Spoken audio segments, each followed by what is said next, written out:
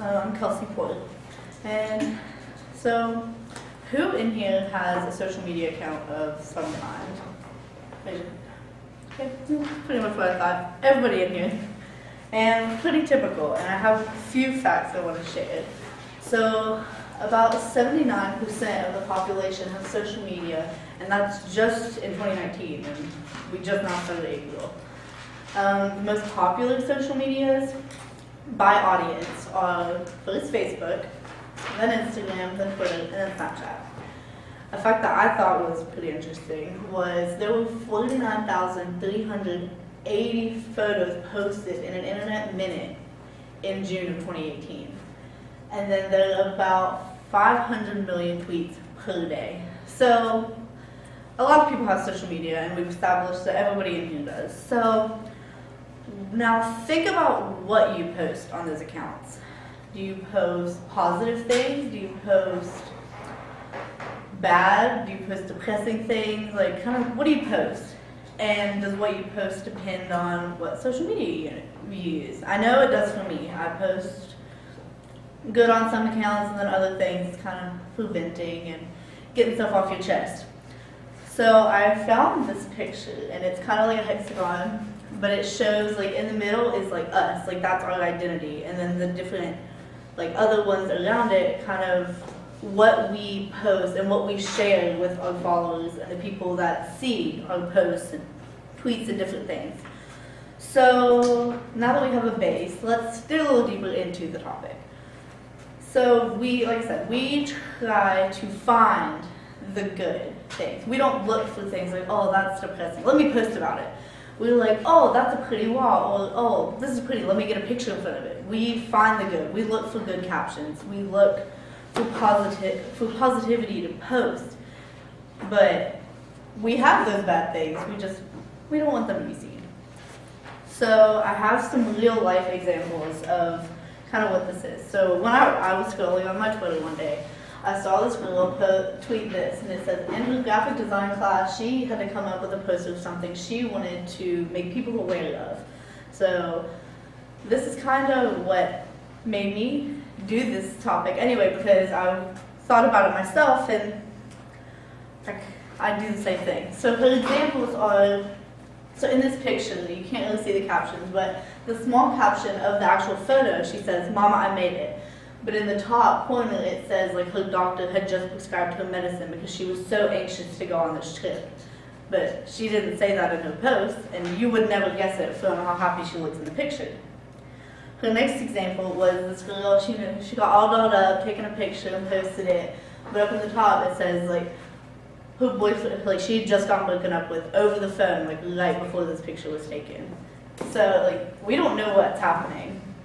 So a couple other examples she had was this couple, they look all happy, and like the caption is all good about their relationship, but behind that, they were arguing the whole time. And then this picture shows like a little like standing on the edge, like all ready and just exploring. And and it says in the little caption, like 2 weeks ago she found out she had cancer. So we really don't talk about what we actually feel. We just post the good things. We let everybody see the happy.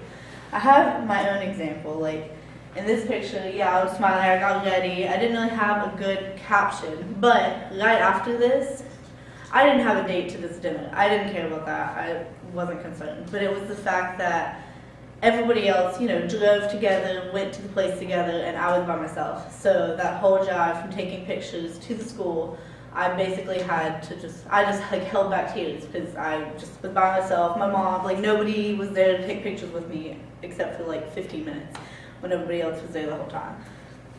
So we give people a false perception of what our lives are actually like. They really see the good parts. They only see what we want them to see. An article that I read by Ben Halpert kind of said that we try to give this perfect life. We want people to see that we're all good, but we might not be. We don't show what's happening off the screen or in real life. We just want to show the good. But like I said, on different social medias, we might post different things. But we know that on those social medias where like our family sees or other people like maybe not as close to friends, we only post the good things and the positive things that happen in our life. But on those other like Twitter and Snapchat, you post like your real thoughts, how you vent and how you really feel. But you also post the good. But we don't post the good on the thing, like on the social medias that everybody will see. So now this isn't to say that social media is a bad thing. I personally enjoy my social media accounts and scrolling through, seeing what everybody else is doing. And that's what we're doing. We're seeing what everybody's doing, but that doesn't mean they're going through a good time right then when they post it. So it's more to stay aware of what we post. And because we often overlook kind of how people actually see us. We don't really think like, oh, somebody's going to think I'm like the best person ever, I have the best life, but not really. So I came up with a thought, and I just wanted to leave you with this. And positive posts can be the best posts, but they can also be the most misleading posts. Just because someone shows happiness on screen does not mean that there's happiness for them off of it. And like I said, I had a personal example. I've done this, and I know a lot of people have as well. Good. Okay.